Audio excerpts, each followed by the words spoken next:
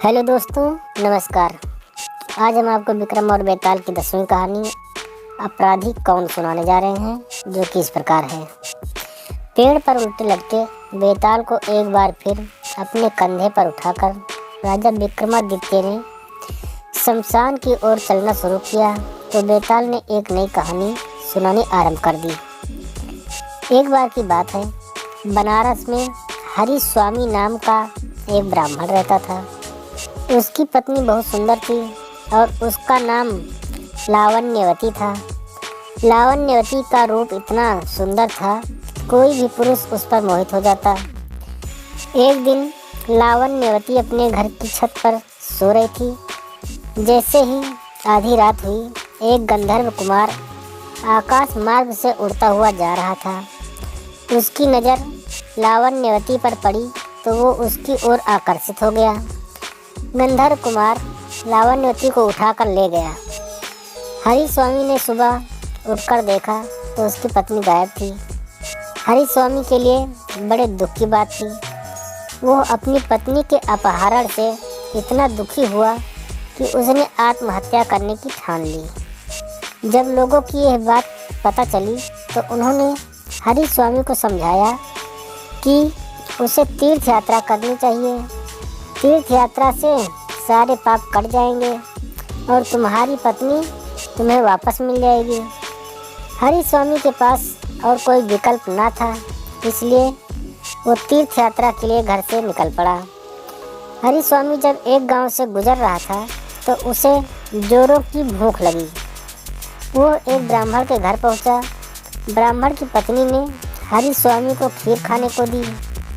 हरि स्वामी उस खीर को लेकर एक तालाब के किनारे पहुंचा ताकि वो हाथ मुंह धोकर खीर को खा सके और प्यास लगने पर उसे पानी भी मिल जाए। खीर का कटोरा एक पेड़ के नीचे रखकर हरि स्वामी हाथ पैर धोने लगा। तभी उस पेड़ पर एक बाज आकर बैठ गया। बाज के मुंह में सांप था और वो उसे खा रहा था। सांप का जहर हरि स्वामी की खीर में टपक गया। भूखा हरि स्वामी जल्दी जल्दी उस खीर को खा गया। उसे ये पता ही नहीं चला कि खीर में जहर है। जहर हरि स्वामी के शरीर में फैल गया और वो तड़पने लगा।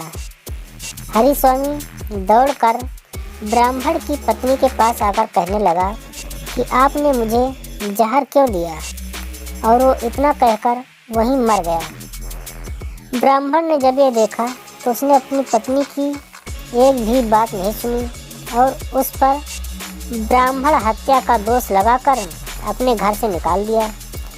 इतनी कहानी सुनाकर बेताल ने राजा विक्रमादित्य से पूछा, राजन बताओ कि इस कहानी में अपराधी कौन है, सांप, बाज या ब्राह्मण की पत्नी?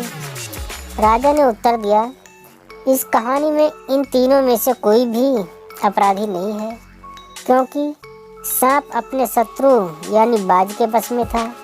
वो कुछ कर ही नहीं सकता था। बाज ने जानबूझकर खीर में जहर नहीं मिलाया, बल्कि वो तो शांतिपूर्वक अपना खाना खा रहा था। ब्राह्मण की पत्नी ने अतिथि का सत्कार किया था, उसे भोजन दिया था। जो इन तीनों को दोषी कहेगा वो खुद दोषी माना जाएगा।